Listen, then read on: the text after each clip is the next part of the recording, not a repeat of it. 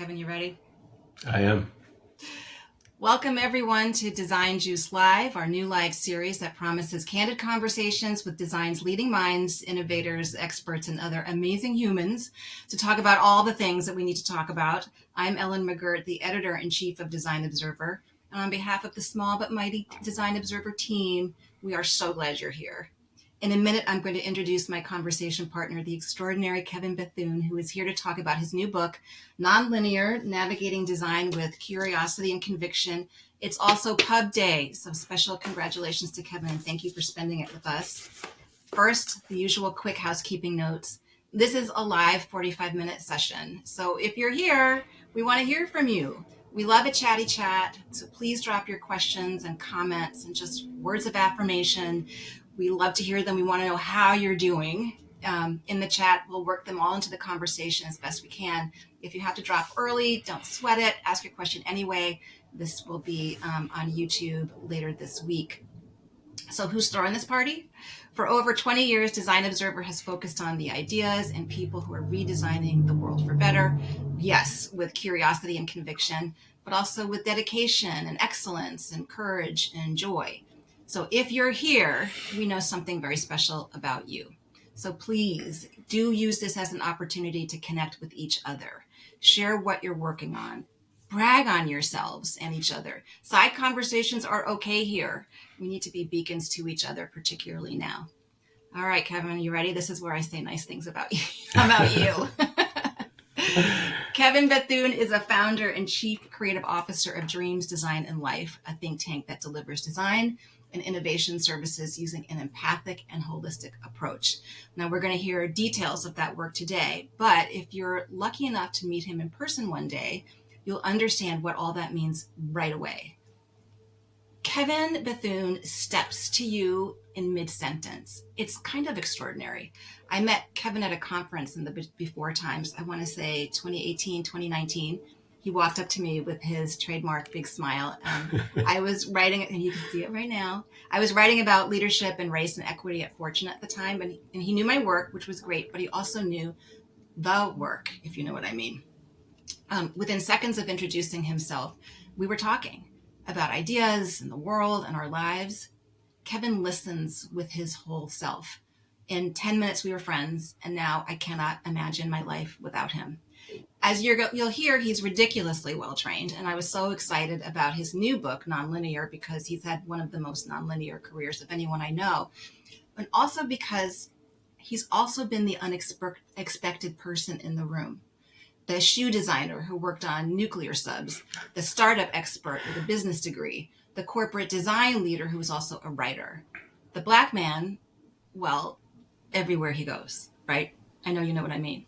You can immediately understand that his hard-earned success as someone who builds bridges that spans difference between people, teams, ideas, and the world. He understands that the work of innovation is personal, and a deep observation isn't a function of hypervigilance, but of openness and respect. I'm going to read your words back to you that inspired me, and then we're going to start, Kevin. Okay. In his opening, he takes us to church from the very first words of the book, but this stood out to me. I should embrace another human being with equal gravity. They are. You are. Our stories are like fingerprints, very different. Our reverence for each other should hold enough weight to spark enough healthy curiosity and empathy for each other. In doing so, we'll unearth opportunities to see the common threads that lie between us, and we will share in a common purpose. He makes it look easy. I know that it's not. And with that, let's get juicy. Kevin, welcome. Thanks and congratulations. Oh, thank you so much, Ellen. I really appreciate you having me. You're an incredible human being, so I don't have words for how much I adore you, appreciate you, and all the mentorship and advice that you've given me over the years. So thank you for having me. Well, we are shoulder to shoulder together. I know you've got a couple of slides that you want to share about the book and why, and then we're going to dig in. Perfect. Let's make sure the tech works here. Yes. So bear with me. And this will be really fast if everyone can see that. We're okay? Yeah, it looks good. Okay. So yes, thank you again for the opportunity, Design Observer team, Ellen, just for having me. It's definitely a special day. I feel so humbled and grateful for the opportunity to put another book into the wild. Call it Nonlinear, Navigating Design with Curiosity and Conviction. And for anyone, my books are for anyone that's creatively curious. I do believe that based on the way the world's moving, we're going to find ourselves in more multidisciplinary situations, whether it's teams, organizations. We need to pull together the best of this creative thinking, business thinking, technology awareness. We need to bring all of that around the table. So anyone that's creatively curious about where the future's heading and will find themselves undoubtedly proximate to design in some way, whether you're a designer or a non-designer, doesn't matter. We can all engage in a creative opportunity around unlocking innovation. That's who I'm writing for. It's that creatively curious person. And in terms of ambitions for the book, just really fast, and we'll get into the juicy conversation. I just want us to sort of take a pause and just recognize that no matter the space we navigate, no matter the product we touch, no matter the policy even that we encounter, everything is the way it is by some design. For right, wrong, or indifferent, this is the way the world is. And so we need to sort of unpack that, right? And who was at that table, whether it was in the past or even now, in the future, who's at that table absolutely matters. And I'm a big proponent for, again, bringing multidisciplinary teams together. A lot of organizations will say and nod their head that they want multidisciplinary, but in practice, it's typically still the exception, not the rule. Right. And thankfully, I've been part of runways where it's been more the rule more recently. And I also believe those teams should evolve themselves to reflect the beautiful tapestry that is the diverse society that we serve, that we claim to serve. So multidisciplinary and diversity together is how I'd love to see teams evolve. But I'm very careful to say I can only speak for me in that pursuit. I tell stories about myself being a Black man navigating corporate America and some of the weird zigs and zags I've taken. I understand what marginalization feels like at times. Mm-hmm. At the same time, because I'm a tall male, when I walk in the room and my voice projects, I understand what privilege feels like when people give me the benefit of the doubt, right? So I'm very careful to say I can only speak for me. And if anything, I try to embrace a humble disposition whenever I'm navigating teams and individuals and all the beautiful intersectionalities that make us who we are. But even that's not enough. If we have that diverse, rich team around the table, how they navigate is especially important too. And to create anything new and novel, we have to be prepared to do things differently. If you're familiar with my work at all, and if you had awareness of my first book, Reimagined Design, I'm a big believer in bringing these disciplines together. I do believe the collaboration at the center is the secret sauce that informs future innovation. That's not enough. I would say we also need to think about the broader ecology for any problem that we're solving. And we need to think about those unintended as well as intended consequences of every business or design decision. And even that's not enough. We also need to unpack and unravel the threads of historical relevance, societal imbalance in terms of informing the opportunity in front of us, especially the audiences that we were claiming to serve. We need to unpack these things and bring all these insights, inspirations together. And if a team does embody that, embrace this idea, we can then see the future through a looking glass. So imagine a looking glass staring at the distant time horizon. A team that's multidisciplinary and diverse can see the future through the lens of people and their needs, industry and their paradigms, and then bring in fresh inspirations from a multitude of trends and exemplars that can inspire what's possible. And that creating that environment, bringing those diverse ingredients around a team can create a natural opportunity for creative sparks and connections to occur. So regardless of who you are, what your title is, everyone around the table ideally can be creative and see these opportunities together. Yeah. When we think about like weaving together new experiences, I mean, yes, there's been the prevalence of design thinking in the last couple of decades, but I would say sometimes things can get pretty rigid in terms of like our sprint approach, the methods of how we accomplish our work. But reality is chaotic, and we need to embrace that, especially now.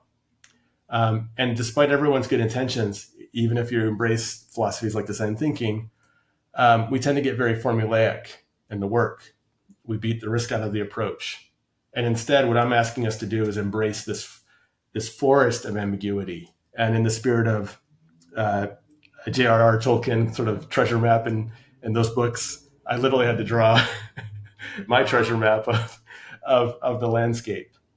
And when we think about embracing innovation as a new opportunity, when we enter that forest of ambiguity, there needs to be sort of an understanding of, like, we have an opportunity to establish a vector of effort. So a vector in terms of direction, and an effort in terms of the magnitude of what we decide to do. And it's like at any given point in the ambiguity, like, what do I know at this moment? What can I investigate? What might I make in terms of a prototype? And then what can I learn moving forward? And sometimes the steps will be sideways, forward, backward, but let's embrace that that's the necessary journey to learn our way forward to the right and relevant solution versus just any solution. So I'll pause there and stop sharing, and we can get into it. All right, that was really wonderful, and it was inspiring. And it also seems really hard to do on a sunny day and not in the storms of backlash that we're experiencing now. So we're going to jump into that too. And I know you don't want to spend a lot of time on this, but it just helps set the stage. This is a book as much about having a nonlinear life as it is about design and innovation in this courageous way. Tell us about, quickly, your own nonlinear life, just because it will help us set up some of the stories. I know, look, you were like, oh my God, Kevin, you've done everything. I know. No, I'll keep it brief. I definitely started in my youth with a creative inclination. I drew for hobby, but I couldn't necessarily connect that to a formal career in design or innovation. I sort of parked it under the realm of art, right, wrong, or different. That was sort of my worldview at the time. So I took a more pragmatic path. I studied engineering, and then I ended up entering the nuclear power generation industry because it was a wide open door. They were hungry for new talent compared to other industries. There was a knowledge crisis. So the nuclear industry was bullish on young talent. So I feel grateful to have established my early career steps, cutting my teeth on product in the engineering realm of nuclear.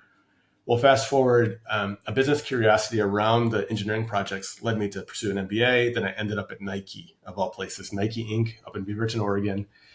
And Nike, that was an environment where I was sort of exposed and introduced to this idea of professional design. I could see professional designers walking around and collaborating with business people and tech people. So my curiosity was just ignited from that exposure. And I was able to side hustle my way into some footwear design projects. And then I decided to invest further in design through additional education. And based on the way the world was moving, I wanted to blend all of that together.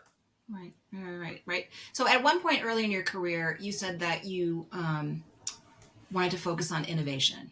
And that seems to me the spiritual through line into this sort of nonlinear path.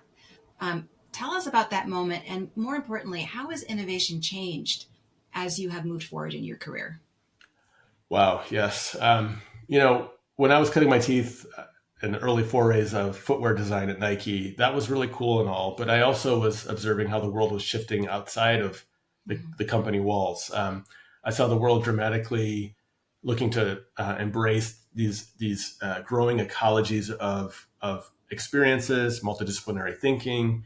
And I saw a little bit of myself in those intersections, but I did honestly hit a fork in the road where I had to make a decision whether to trust the company that I was with my career, or again, looking at the way the world was moving, really take a bolder position on owning my career journey moving forward. And I knew I wanted to be a part of work that connected the dots across the interdisciplinary perspectives, call that innovation, to bring new and novel things into the world.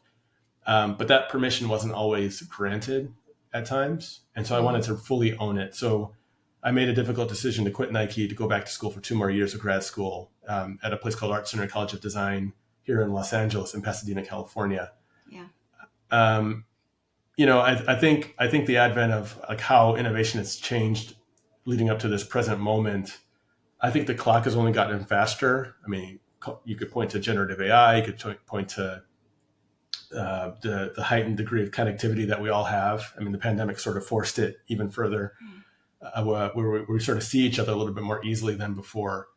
So I'm cognizant of the speed of the clock and how maybe that helps us in some ways, but also creates a bit of caution and concern in others. So you spent a lot of time on complexity in the book, and your opening remarks were just sort of a masterclass in not just collaboration, but hope. But this multidisciplinary collaboration, even just as you express it in your resume and your life work, is really hard to do. There's a lot of resistance to it for all kinds of reasons: traditional institutional power, the way we've always done things, that kind of thing. Let's start with the positive part, like the goal. What needs to be present for true collaboration to take place? I think it surely isn't a given to get the right folks around the table. Again, organizations will nod their head in practice and say, yeah, I want that. But the time, and I spent the first half of my career sort of in large organizations where you sort of had to watch the waterfall process play out. You might work with a strategy organization for a while, then it hands over to maybe a design organization for a while, and then implementation firms. And it might take a year or 2 years to get a prototype that you can go test with your audience. It's far too slow in today's world. But being part of runways where we could bring the folks around the table and do things much faster, I think it's great to get all the people around the table. But I will say that I've learned that precedent in terms of what each of those folks bring to the table in terms of ways of working, their expectations, precedent can be a dominant force. And so, a team might, even if they have all the representatives around the table, if there's a strong business hypothesis, for example, of what the team should embark upon, if that's coming from very much a powerful alpha voice, the other disciplines around the table might easily subordinate themselves without even knowing it. And the team is now wrestling against a work plan on someone's hypothesis when we didn't give the chance for that team to actually breathe and share their own sort of views on the opportunity and being flexible and fluid to be able to maybe pivot their initial thinking to a different and better place. And so the biggest challenge for me was the creative chemistry of how to cultivate that in the team early and get over perhaps the initial friction that comes from just the precedent of where people have come from. Right. So is that, on a very practical level, is that the job of the leader of the multidisciplinary team, or can teams organize themselves with this principle in place? I know for organizational behaviorists that I've interviewed, self-directed teams tend to be more effective, but it also sounds like everyone has to be on board with the spiritual component of working together in order to get there. What do you think? No, I absolutely agree with that. I think the best teams that I've been a part of or had a chance to give counsel to, talked about their expectations, even their precedents, their baggage. They unpack that at the early genesis of their convening. The best teams talk about sort of their working norms, the goals that they might personally have for the project. And the teams that do that, I think they begin to see themselves more than just the titles that they represent. And maybe, if after talking it through, there might be a greater appetite to try some things perhaps differently because they hear each other.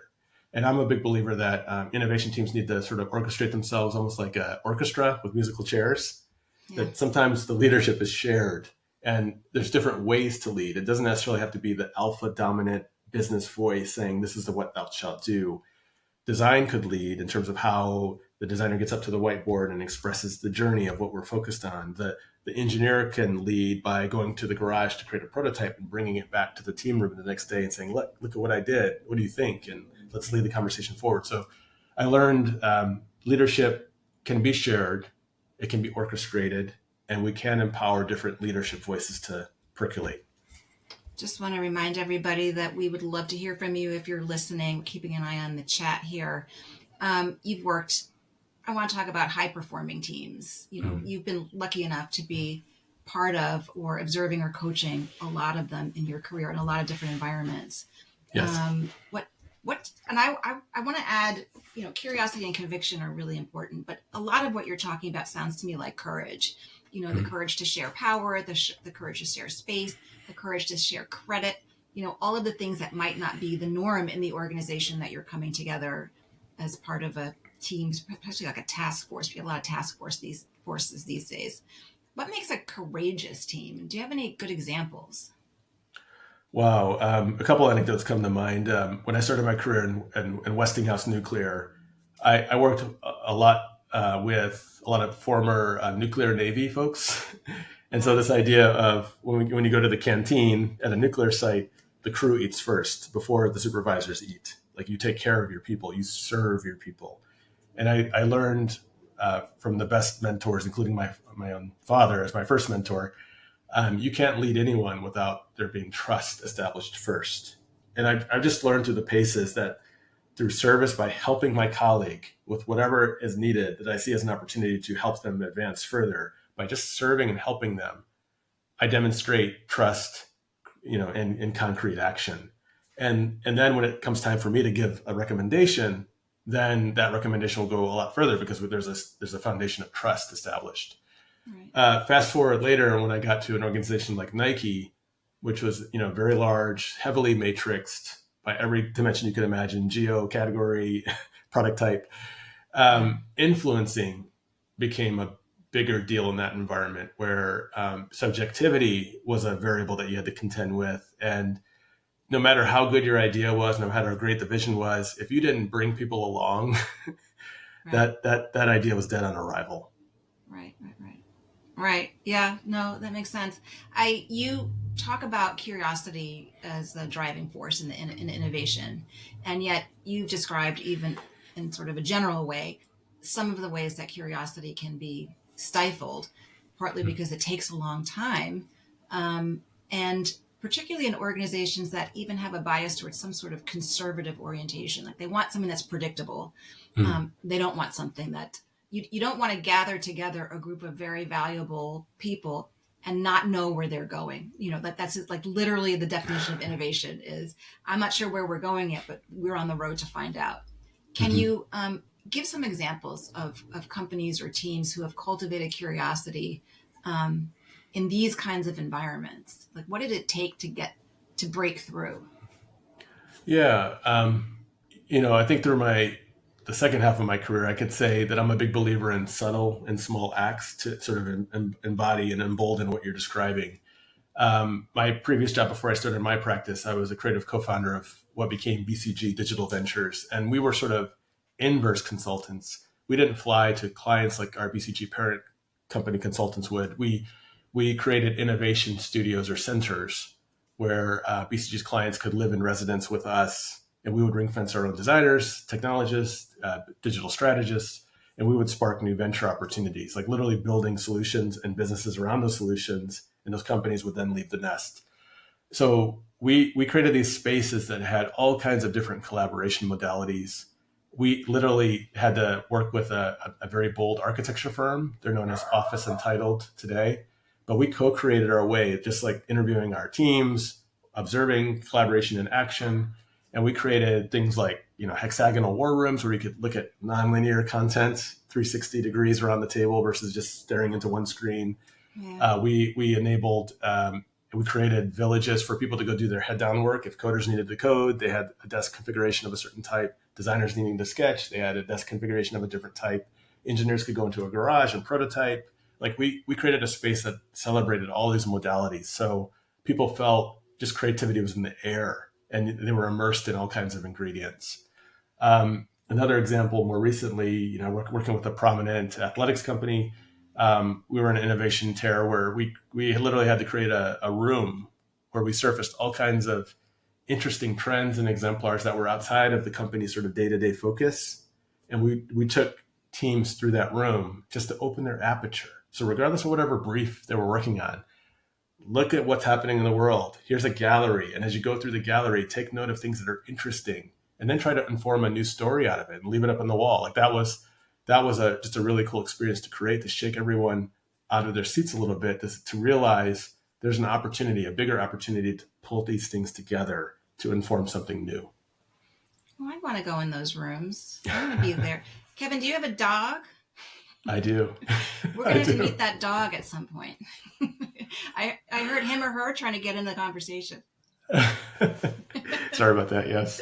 No, don't be silly. We want to meet the dogs. As you're talking about these rooms, it sort of occurs to me, and I want to get very juicy in just a second. I want to talk about big D design and the sort of the state of the industry.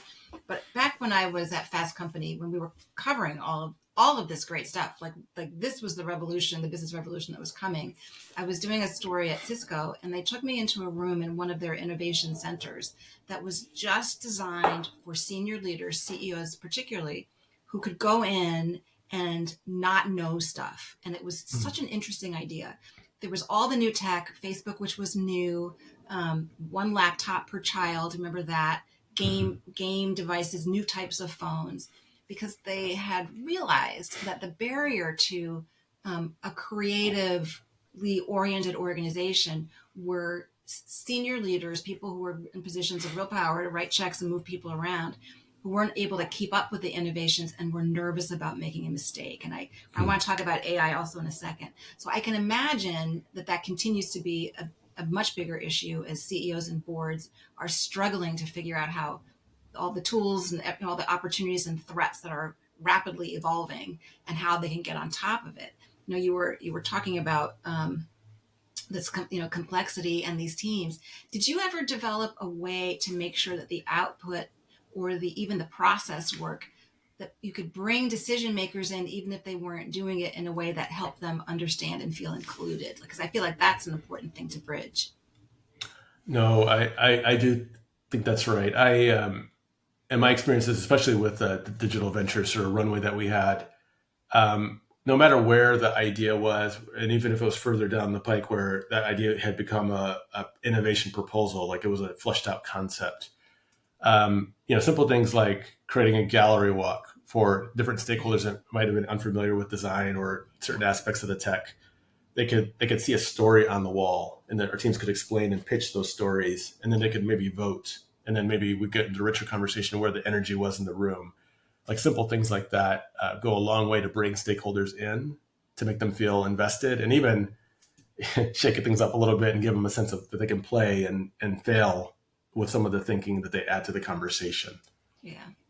I'm always struck when I interview very senior people, how many times they have to say the same thing or present the same opportunity for people to really get it. And it's like the magic number is always 7. I'm not sure that actually is a magic number, but if you are a person that really wants to lead a team and do something great, you just have to get very comfortable with saying the same thing over and over again, like you've saying it for the first time, because people just need time to get on board. Absolutely. So I want to get to the Big D design. Your first book, which I have on my desk, I have all the books on my desk. You was especially welcoming to non-designers who felt that they needed to be effective when working on projects with people from various disciplines. And this was something everyone was sort of trying out, maybe not in a really organized way, as we all decided that we could be design thinkers. But your big point here was that design should be considered shoulder to shoulder with the other players at the power table. It's from the C-suite, research, finance, marketing, hard science, all of those things, when it came to leadership and particularly where it came to innovation. Since then, and unrelated to your extraordinary book, we've seen a pretty dramatic reversal of fortune in the design field. 2023 was a tough one. Google laid off some of its most talented designers that we know. IDEO laid off a third of its workforce. The corporate design practice at J&J was eliminated. It was so bad that Fast Company, my alma mater, declared that the era of big design was over. And I want to dig into what's happening there. What are you seeing? Is it true? Is this happening in lots of places in your orbit? And what's the way forward? I think what's top of mind for me now is just reminding folks, as well as myself, that precedent is a powerful gravitational force. And I think with the uncertainty of what our economy has been through, the boom of generative AI, open AI and the like, many leaders are questioning where they should place their bets. And, especially in terms of like what capabilities do you invest in that create value in this sort of frame of the world. And with such volatility sort of happening, unfortunately, the dominant voices that have sort of informed industries as we know them, the short-term myopia breeds these party lines, these very loud party lines of, oh, generative AI is here. How are you being efficient?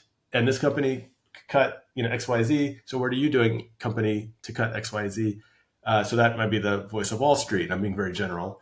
On the other coast, you might have the voice of venture capital saying, "Oh, if it's not generative AI, I'm not going to invest in your startup." And it's like, well, it's a catch-22 because we all almost have to breed a healthy paranoia in our present businesses. Like the things that the things that got us here, the things that got your business to this point will mature. They will become irrelevant as folks' value criteria move on to a different place. And some new entity or brand will come in and take your market share if you're not sort of staying in tune with where the audiences are going. And, I do think the best teams that I've been exposed to have a balance of respect for the short-term delivery, as well as looking up and anticipating what's happening in their landscape. And so we can't forget that important need, because while we might see all these narratives of, leaders getting hyper-focused on efficiency or generative AI, and they start to cut things that they deem as non-essential, usually, unfortunately, the creative fields like marketing, design, and the like are disproportionately affected when that short-term myopia sets in. Right. We sort of forget the long-term view of where are we going, and how can design, creative, help shape us in terms of being able to show up and meet people where they are. And if we don't do that, don't you know, there will be another set of sound bites beating a brand up for not being innovative. We've seen that too.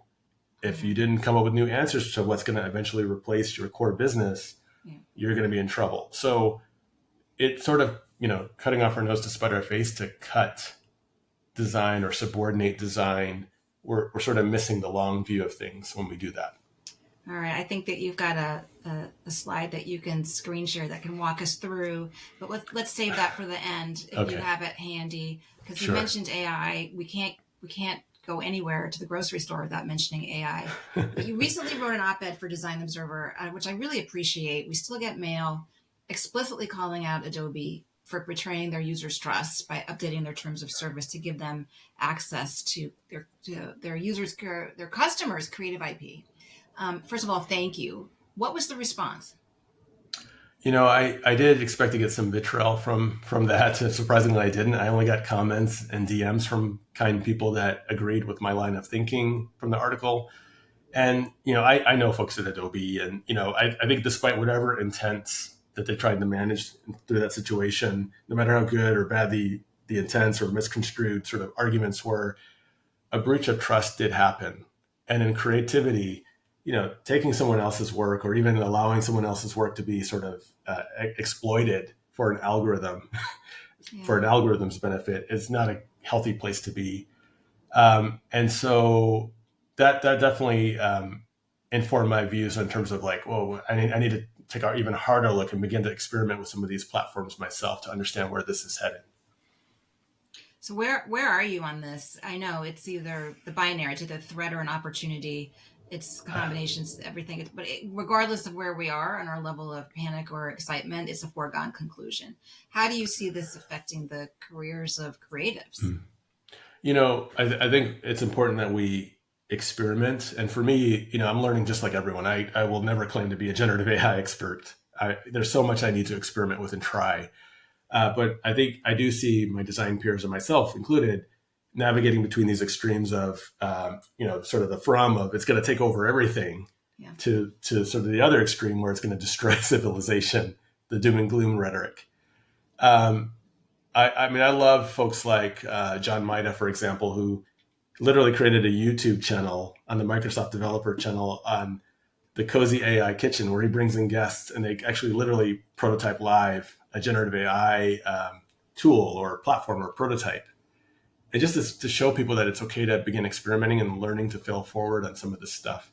Yeah. I'm also inspired by folks like futurist Monica Bilskite and Timnit Gebru, who are just shining a light that the fact that there's people right now living through dystopian circumstances thanks to these algorithms right now. It's not about this future fork. It's happening right now. And so there's a lot of folks that we need to listen to right now in this present moment. and open our aperture to be open source about what can we learn from thought leaders, people forging ahead of us, as well as the experiments that we make ourselves. So I'm hearing you coach me that I need to really be, and our team needs to be very focused on finding this diverse, responsible voices who are framing the conversation about AI, so we don't all become doom and gloom, because that is my bias is to dystopia. It really is. That's where I'm most comfortable. We have a question from Lucas. Thank you so much, Lucas, for tuning in. Do you feel, Kevin, developing a kind of shared vision early on sets a good precedent for working collaboratively, cooperatively, or even competitively? I love that. I think yes, all of the above, but how you share that vision and wherever it comes from, do you value that? And do you also have sort of the open mind to not latch yourself to a formulaic expectation of that the team shall execute your vision, or whoever articulated the vision, that the team should sort of march forward and make this vision happen? Ideally, and especially with a multidisciplinary team, we can empower sort of shared ownership of, there might be a hypothesis, call that a vision of what is new and novel to create. But let's break up the pieces of that and empower each of the team members around the table to take pieces of it and give them some runway to beat against it and learn their way forward. And maybe they surface a better answer. And when you compile it back up, the vision is much stronger, more relevant, or, adjusted to what is hopefully in alignment with the needs of the audience that the team is serving. So really, I hear you saying, spend more time than you think on the shared vision, right? Yes. Really spend time there. I think so. I will say that with some of the teams I've been a part of, speed is an invisible authority figure in the room. Yes. Where it's you got to march forward, or someone's showing a work plan on day one of the kickoff meeting, and it's go slow, learn before you speed up to go deliver that thing. Yeah. So don't move fast and break things. We like to say back at Design Observer HQ, slow down and understand them. I love that. Yes. All right. We got a couple minutes left here. I have 3 big things I want to cover. Diversity and inclusion are recurring themes in your work, in your life. It is just the person that you are. And you've created this entire model where everything works better when we are shoulder to shoulder with each other.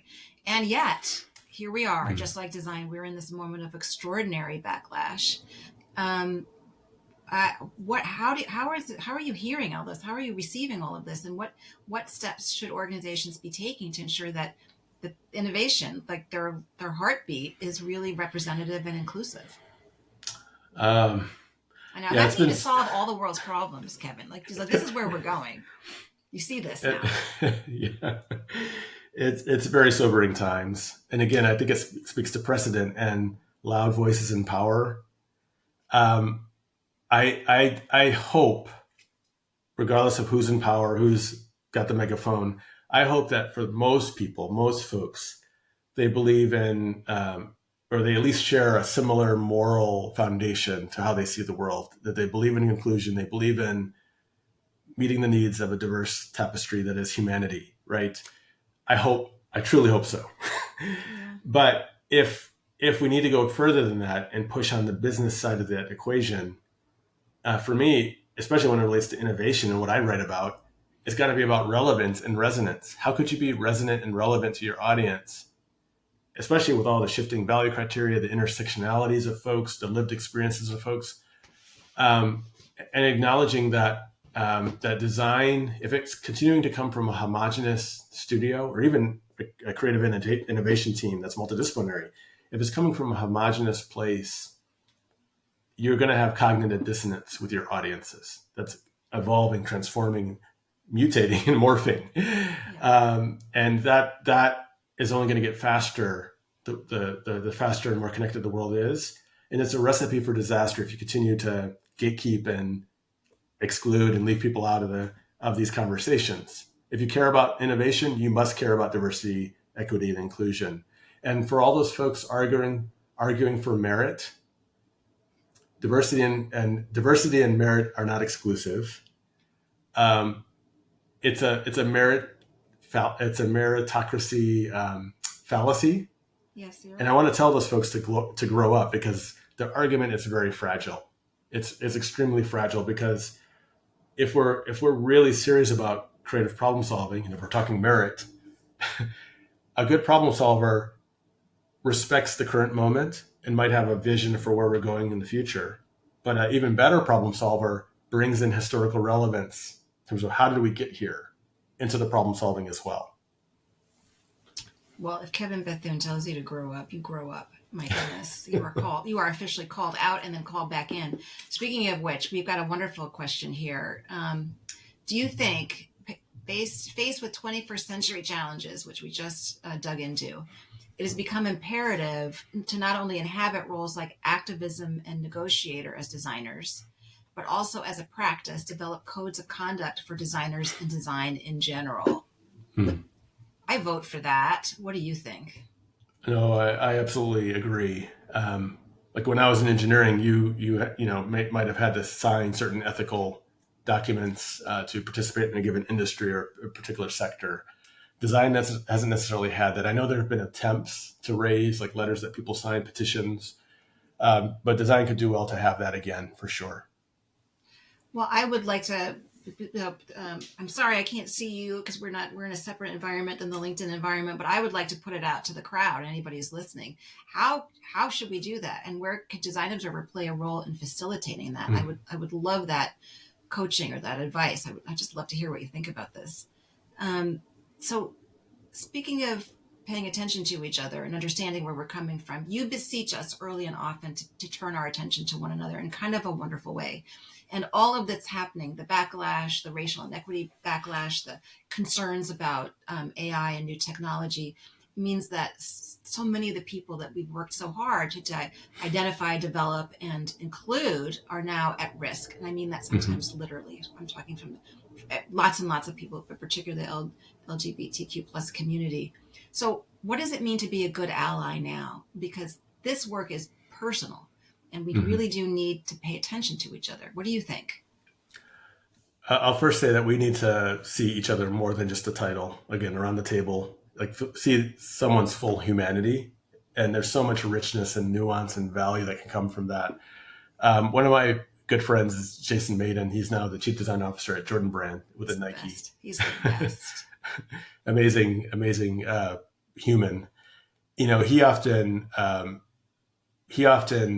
appreciates the word co-conspirator over ally, because co-conspirator is a little bit more bolder, it's more concrete, it's more action oriented, and we need bold leadership right now. So to celebrate difference, it has to be more than just sort of holding an ERG sort of event at your office. Like, what are you doing as a co-conspirator to sponsor someone, to invest in someone, to make space for someone, to really celebrate, hire, sponsor, and invest in difference, the differences that are necessary to build new capabilities to match the needs of an evolving landscape, right? Like, who are you hiring to make your organization better by the richness of difference and different thinking, let alone authentically connecting to the cultures that you're trying to engage or that you're even claiming to engage. Right. Who from that culture is actually in your team, so that you actually have some authentic inroads into that culture.